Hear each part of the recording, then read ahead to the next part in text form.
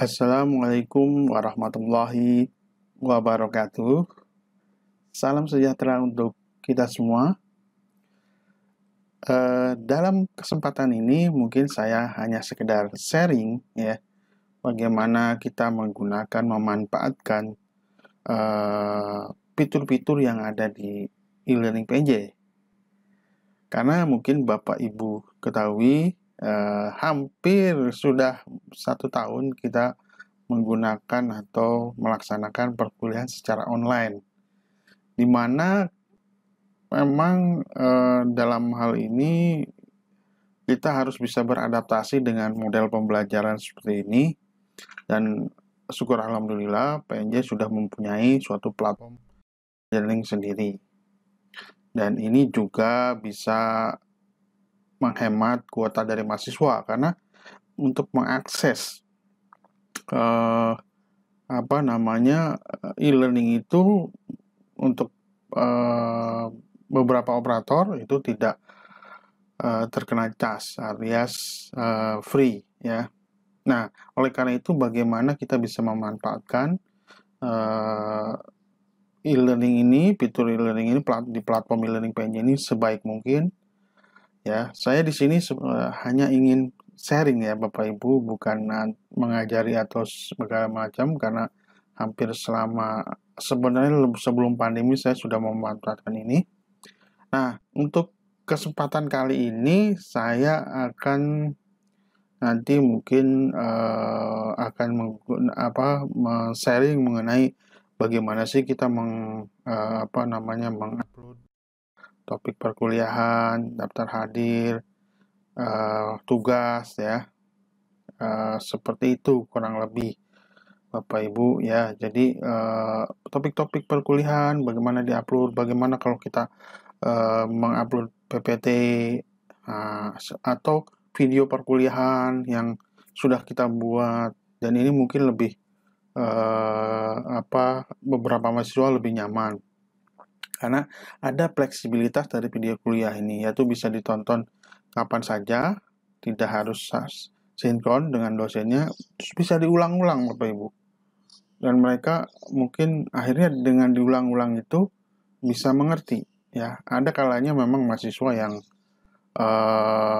ketika pikon pada saat itu belum kepikiran nanya apa, ketika di selanjutnya gitu ya, baru akan nanya gitu. Nah, atau dia kelupaan materi tadi ya. Di video perkuliahan mungkin bisa diulang-ulang dan bisa menghemat juga, misalkan dalam satu course gitu ya, bisa saling share file videonya tanpa harus ngedownload ya. Oke, baik, mungkin nanti saya akan lanjut langsung ya ke dalam fitur e-learning di PNJ ya. Untuk itu mungkin saya akan langsung masuk ke membuka browser saya ya.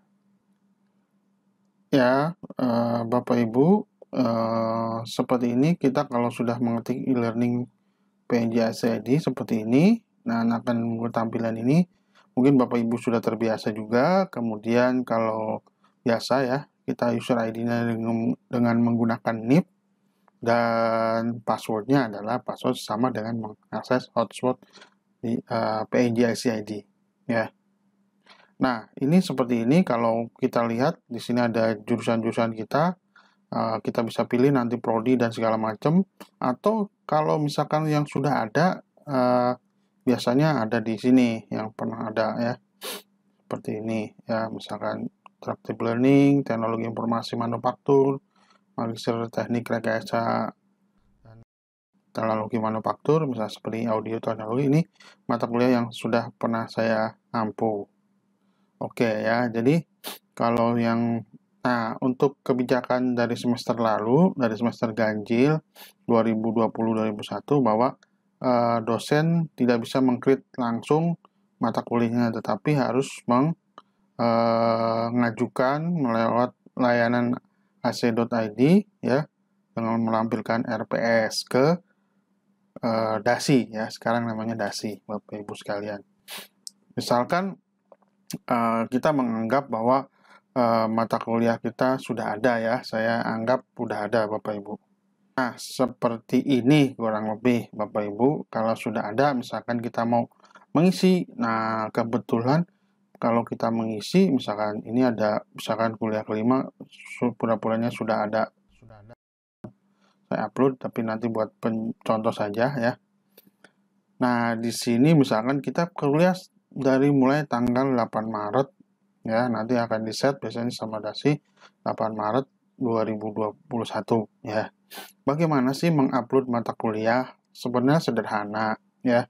Mengupload mata kuliah sebenarnya dari ini bisa kita tinggal menambahkan atau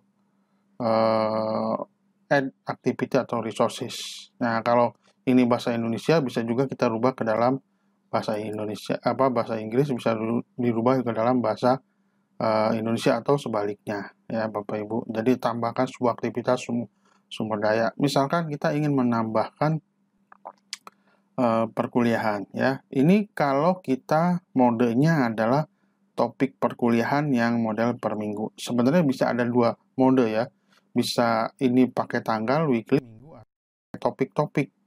Ini bisa juga kalau modelnya kita ingin membuka pelatihan dari tidak sesuai dengan kalender akademik. Jadi kita bisa memanfaatkan buat pelatihan untuk orang luar atau sebagainya ya. Saya pernah melakukan juga dengan bantuan e-learning ini ya, kerjasama dengan instansi lain. Misalkan nanti di sini kita bisa setting ubah pengaturannya, Bapak Ibu. Nah, di sini ada yang modelnya ya format kursus. Nah, format kursus bisa format mingguan atau bisa format single activity. Jadi modelnya kalau single activity nanti kita lihat seperti ini, Bapak Ibu. Seperti ini nanti kita lihat dulu. Nah, jadi kalau di sini kan ada nanti format single activity format ya. Tipe activity-nya apa misalkan atau format topik ya, bukan mingguan lagi tapi pakai per topik ya. Seperti tadi. Nah, ini tidak ada tanggal-tanggalnya. Jadi topik 1 apa, topik 2 apa, topik 3 dan seterusnya. Nah, ini bisa model seperti ini. Tetapi kalau untuk perkuliahan PJ mungkin akan lebih enak ya kalau kita menggunakan standar atau format mingguan. Karena kan kita nanti bisa 16 minggu ke berapa, minggu UTS minggu ke-9 dan segala macam itu sudah langsung dengan tanggalnya gitu ya. Nanti juga akan dimudahkan untuk proses misalkan dari daftar hadir ya Bapak Ibu sekalian. Oke, saya ganti lagi ke model format mingguan saja ya, format kursusnya. Nah, seperti itu. Jadi kita masuk ke sini ya, Bapak Ibu, sudah bisa dilihat sini. Nah, ini saya bisa hide. Jadi kalau memang belum waktunya kita bisa juga Bapak Ibu misalkan sampai setengah semester atau 1 semester sekalipun kita udah bisa mengupload materi-materi tetapi misalkan belum saatnya karena nanti mahasiswa terdistraksi belum fokus di mata kuliah pertemuan 1 sudah kemana-mana padahal harusnya mungkin dia secara bertahap gitu ya. Itu Bapak Ibu bisa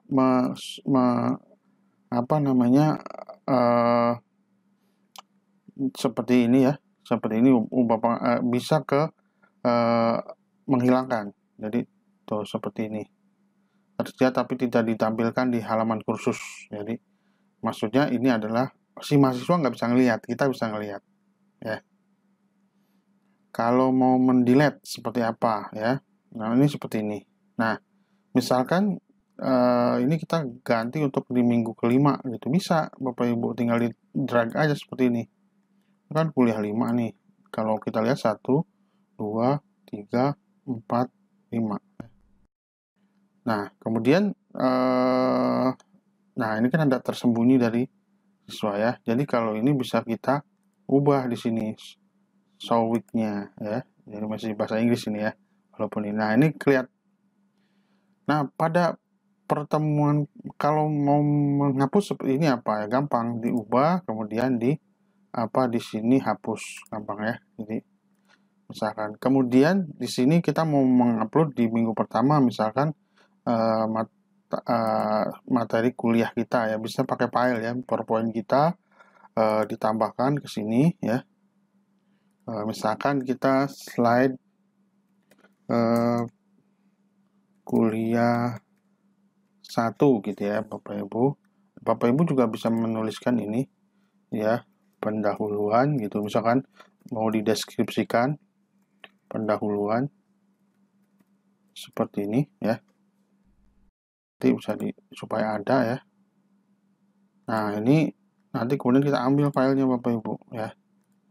Seperti ini, kita ngambil filenya ya. Misalkan saya buat contoh saja ya Bapak Ibu. Ini PDF saya misalkan untuk mata kuliah, misalkan nanti pengantar TK ya. Pengantar TK, saya bisa juga mengupload bentuk ke PPT-nya atau boleh, saya biasanya sih PDF-nya biar simpel juga, biar lebih kecil. Oh iya, ini file yang bisa di-upload itu sekitar 20 mega. Ya, sekitar 20 mega. Byte ya, megabyte. Jadi kalau lebih dari itu bagaimana caranya? Satu, kayak tadi saya sering menggunakan PDF karena akan lebih kecil. Karena kedua, ternyata setelah dijadikan PDF pun PPT kita terlalu besar, masih lebih dari megabyte misalnya. Ya, salah satu caranya nanti kita akan sampaikan, yaitu dengan men-share link Google Drive-nya ya. Mungkin kita gunakan fasilitas Google Drive. Ingat, Google Drive kalau kita menggunakan akun PNG ICID, yang email PNG ICID itu tidak terbatas, unlimited. Jadi kalau yang biasanya kan sekitar sekitar di berapa, 15-an kali ya, kalau belum diubah, mungkin sekarang udah naik. Tapi itu terbatas. Tapi kalau dengan menggunakan akun Google yang PNG ICID itu tidak terbatas Bapak Ibu. Jadi gunakanlah akun itu ya. Sehingga bisa men-share PPT atau materi-materi lain yang besar. Nah, ini seperti ini sudah kita unggah file ini. Nah, seperti ini Bapak Ibu ya. Kurang lebih sih seperti ini. Sehingga nanti kalau kita seperti apa ya, ini otomatis seperti ini bisa kita tampilkan. Kita juga bisa mengatur pembatasan akses. Misalkan ini akan terbuka baru pada tanggal 8. Bisa Bapak Ibu. Dari tanggal bisa di sini. Misalkan kita baru supaya misalkan pada pertemuan kedua itu atau kita set tanggal-tanggalnya sesuai dengan jadwal kuliah. Bisa kita klik, caranya di sini, saya ulang lagi. Ada pembatasan akses. Ini kalau tidak ada ya otomatis ketika kita simpan langsung terupload, terlihat oleh mahasiswa.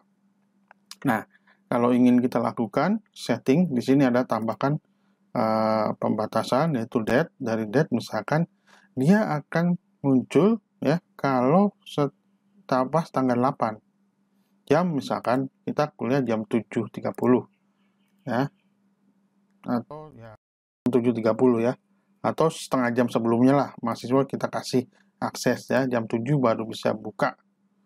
Jadi sebelum jam 7 tanggal 8 ya, tanggal 8 Maret misalkan, nanti mahasiswa belum bisa lihat seperti itu. Nah, ini bisa juga. Nanti buat pertemuan kedua juga gitu. Kita sudah bisa men-set 1 semester sebenarnya. Dengan nanti otomatis tanggalnya itu kita set dulu seperti ini ya. Kita simpan seperti ini. Nah, di sini nanti ada tanggalnya, hanya tersedia dari tanggal 8 jam 7. Jadi sekarang kalau dilihat sama mahasiswa itu belum ada slide 1. Ya. Oke, selanjutnya apa? Selanjutnya kita masuk ke fitur daftar hadir, atau kalau kita lihat di fitur itu namanya attendance ya, daftar hadir. Nah, kita bisa set daftar hadir ini membantu kita untuk memasukkan ke dalam absen ya Bapak Ibu, ke dalam absen kita yang suka di slide e-learning itu, mahasiswa yang tidak hadir siapa dan segala macam, sebenarnya bisa ya. Misalkan jam 7.30 kita sudah bisa buka tuh daftar hadir, mungkin 15 menit sebelumnya atau setengah jam sebelumnya juga bisa ya. Atau nanti kita set yang terakhir boleh terlambat sampai kapan, artinya 1 jam setelah saya masuk, setelah saya online gitu ya, itu sudah dianggap terlambat ya, atau 30 menit dianggap terlambat. Itu bisa. Bagaimana caranya? Coba kita akan praktekkan ya, Bapak Ibu. Seperti ini. Di sini ada tambahkan, di sini ada attendance ya. Daftar hadir. Oke. Nah, di sini ada daftar hadir ya. Kita bisa rubah ini daftar hadir atau absensi. Ya, mungkin lebih suka menggunakan istilah daftar hadir ya. Kalau absensi berarti nggak hadir dong. Ya. Di sini kita ingatkan kepada mahasiswa.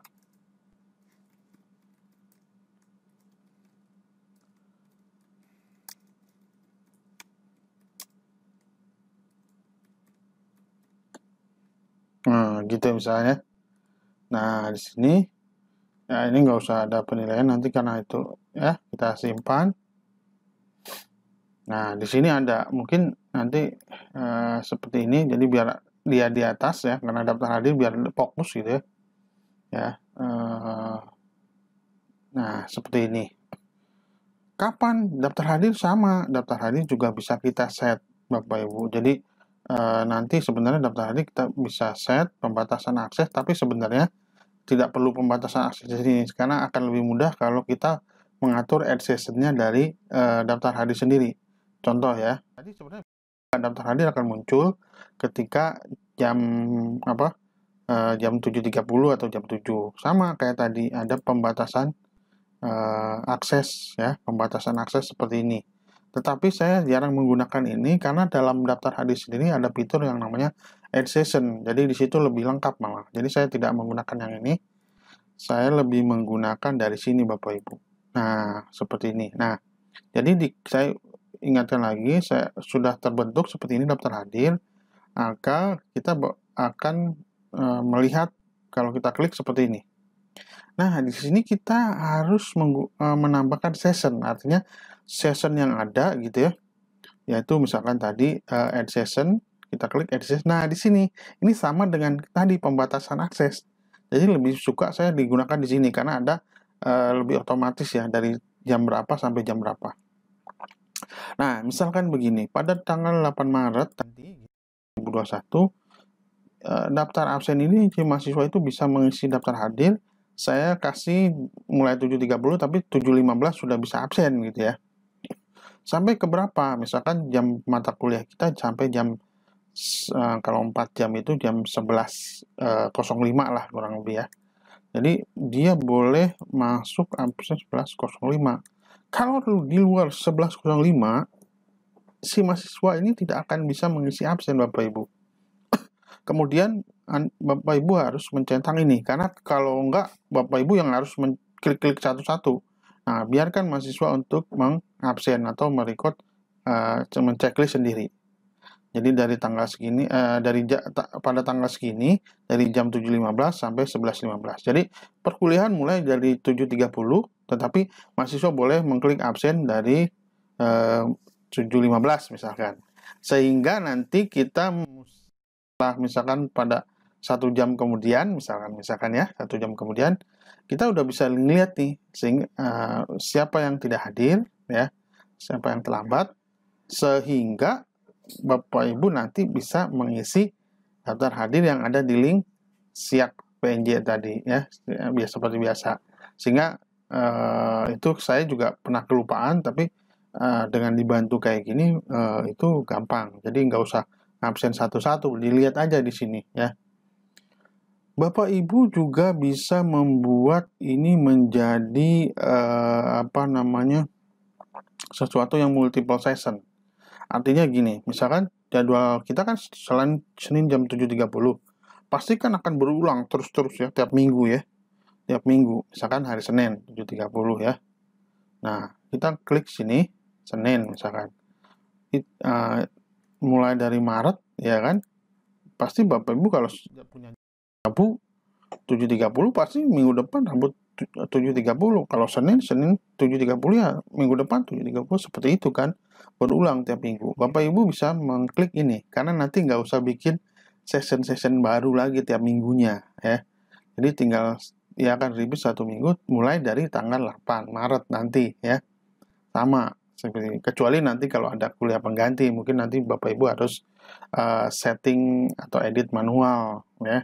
Ketika pada hari Senin 7.30 ternyata ada tugas luar atau tugas dinas lain, ada rapat yang tidak bisa digeser waktunya dan segala macam. Nah, Bapak Ibu baru akan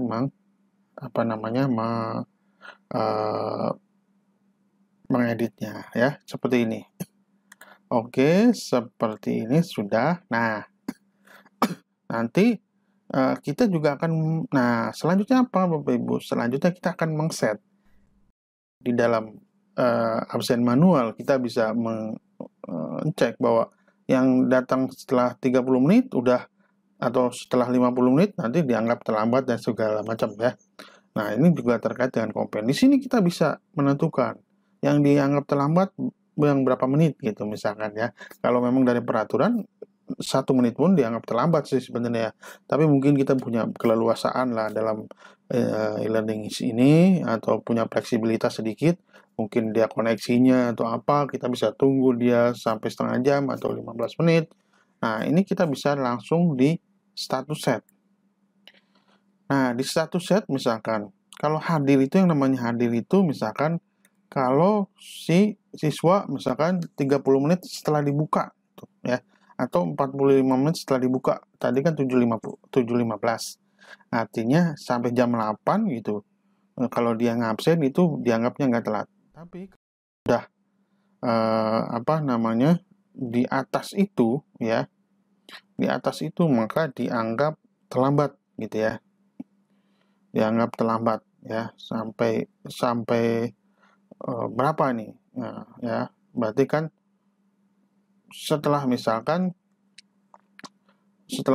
menit maka dianggap terlambat.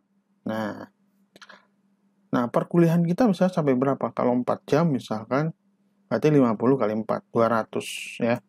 Nah, dari 4 menit ke 46 sampai 200 dianggap terlambat.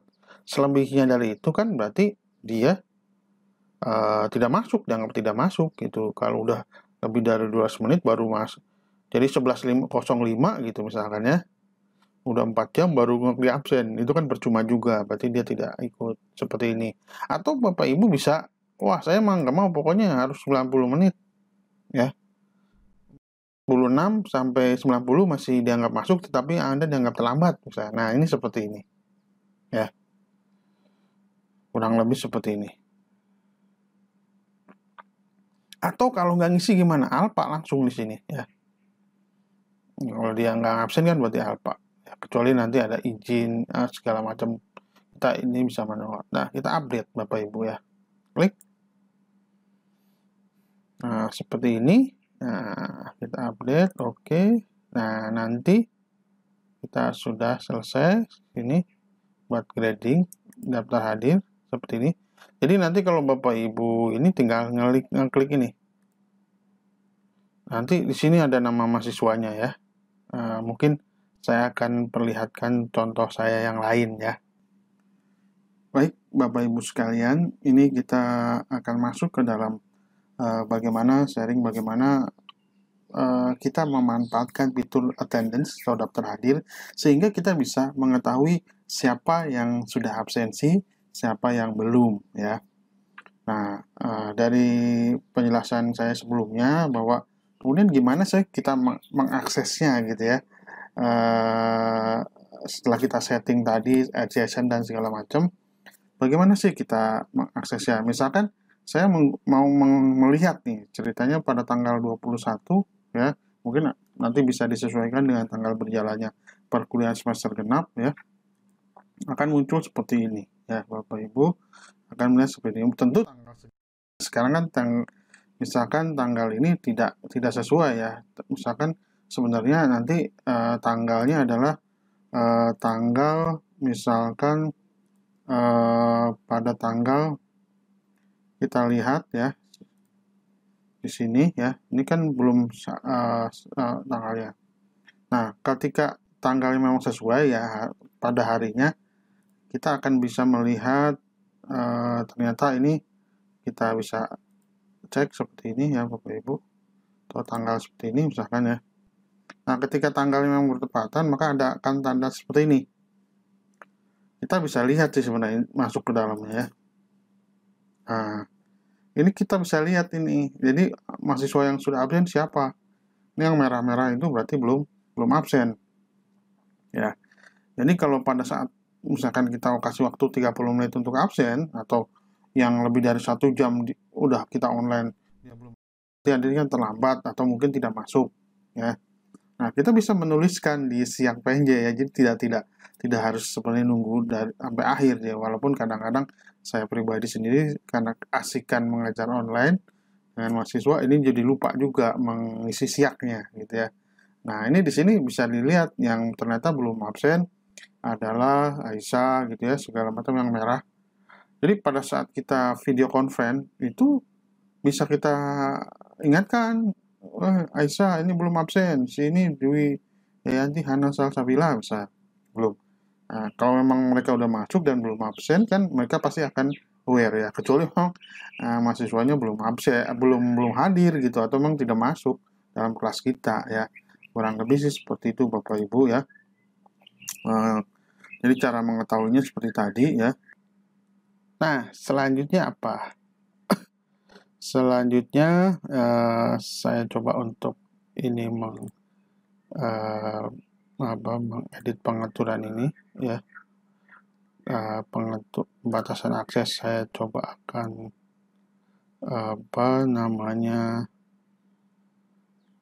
hilangkan ya. Jadi nanti biar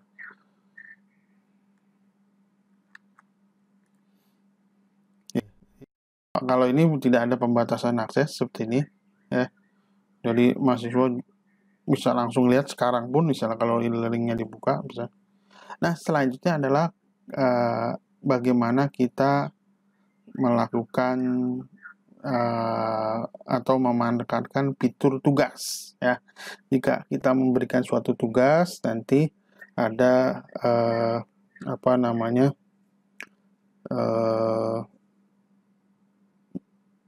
pembatasan tentunya ya. Terus submitnya di mana ya, mengirimnya. Bapak Ibu tinggal mengklik sini tambahkan, nanti ada namanya assignment atau penugasan. Sebenarnya Bapak Ibu tinggal begini tugas 1 gitu ya, walaupun mungkin agak ini ya, kalau pertama tugas langsung ini kan. Silakan kumpulkan tugas sini sebelum tanggal 16 misalkan ya, atau sebelum tanggal 15 gitu ya, Maret.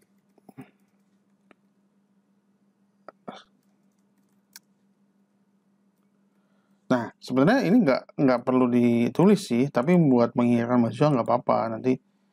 Nah, tugas ini misalkan dikirim atau boleh dikirim sejak kuliah itu misalnya, atau sejak 7.30, tapi kan nggak mungkin ya sebenarnya sih, kira 7.30, tapi nggak apa-apa lah.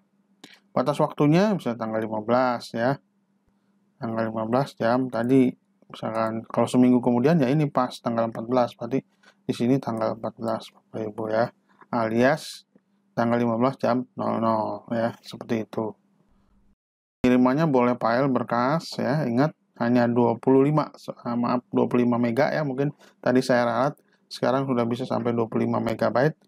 Terus bagaimana kalau tidak muat 25 mega? Ya, mahasiswa diminta untuk men-share Google Drive-nya ya. Google Drive-nya apalagi mereka yang punya akun @mahasiswa.pnj sama seperti dosen, dia juga mempunyai kapasitas yang lebih besar biasanya ya. Mau teks diaktifkan, saya biasanya tidak pernah mengaktifkan ini ya, kemudian seperti ini ya, kemudian nanti boleh ada nilainya, tapi kita coba untuk simpel-simpel dulu ya. Nah, kemudian klik seperti ini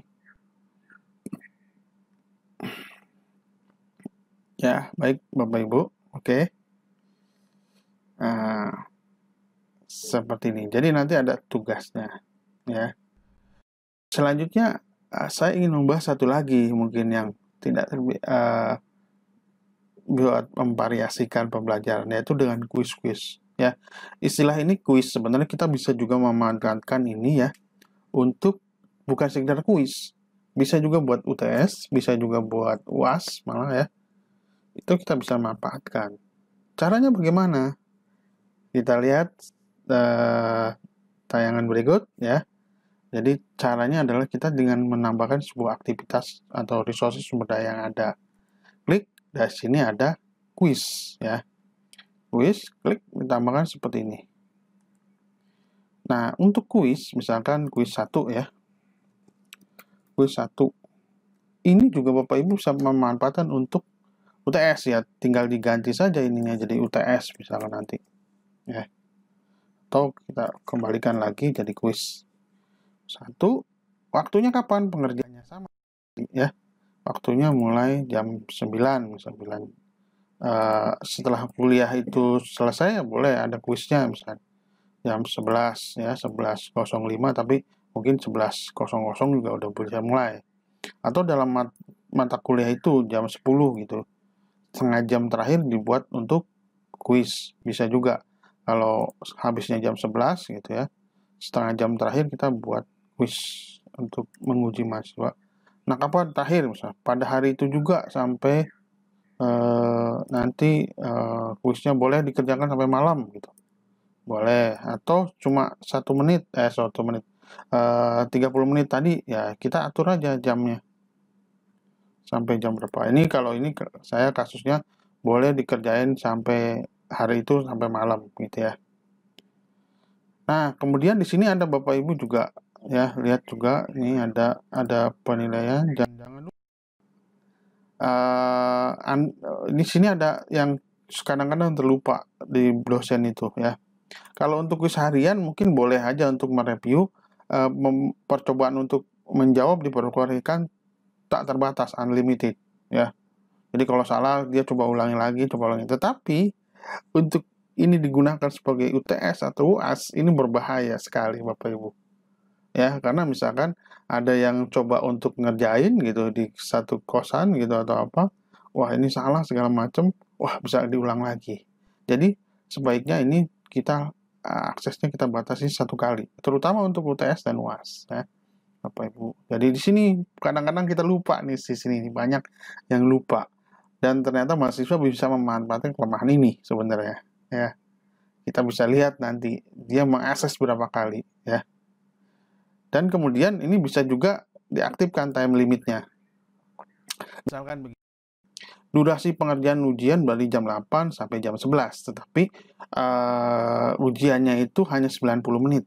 Jadi boleh Bapak Ibu. Kan misalkan dari durasinya dari jam 8 sampai jam 11 itu 3 jam. Ya kan? Tetapi kita boleh durasi pengerjaannya cuma 90 menit misalkan di UTS. Artinya dia boleh mengakses.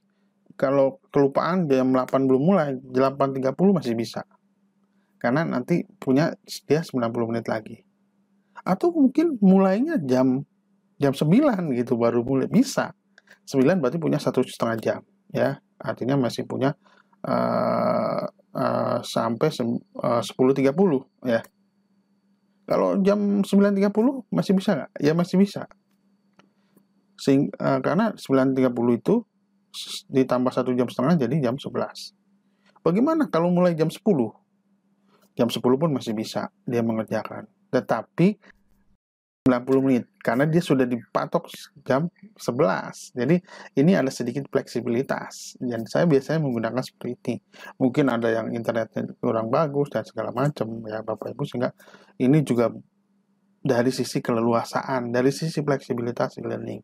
Sehingga kita bisa bagaimana dengan arif dan bijaksana untuk mahasiswa, terutama memang ada beberapa mahasiswa yang mungkin sekarang sudah tidak tinggal di Jabotabek, mungkin dia sudah pulang kampung dengan sinyal yang minim dan segala macam. Jadi mungkin kita juga perlu bijaksana seperti itu ya Bapak Ibu.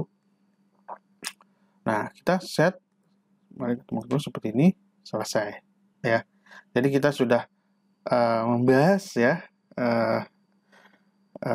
apa tadi terkait dengan hal-hal bagaimana mengupload topik perkuliahan, kemudian apa namanya, ulasan ya, dan kuis ya.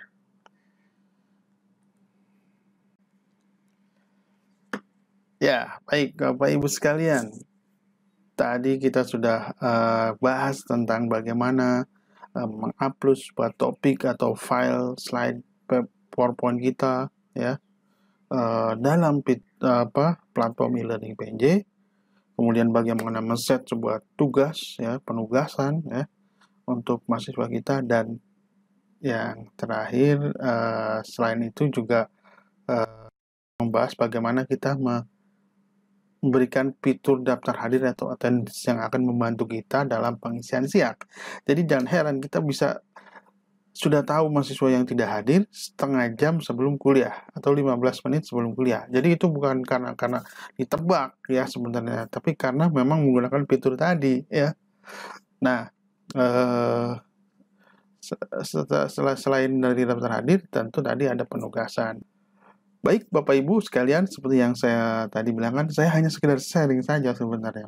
Tidak ingin menggurui atau mengajari Bapak Ibu, karena pasti Bapak Ibu juga sudah mempunyai melakukan dan mempunyai itu. Mungkin saya hanya merefresh untuk persiapan kita di semester yang akan datang. Saya kira itu yang bisa saya sampaikan. Mungkin kita akan lanjutkan mengenai untuk fitur-fitur bagaimana sih mengupload video, bagaimana sih untuk fitur Pikon, baik dengan Zoom, Google Meet, atau Blue Button ya, macam-macam segala macam, atau mengupload video atau memasukkan link YouTube yang sesuai dengan mata kuliah kita ya. Nah, saksikan terus di channel ini ya, kita akan bahas itu di video-video saya selanjutnya. Wabillahi taufiq wal hidayah. Wassalamualaikum warahmatullahi wabarakatuh. Sampai jumpa.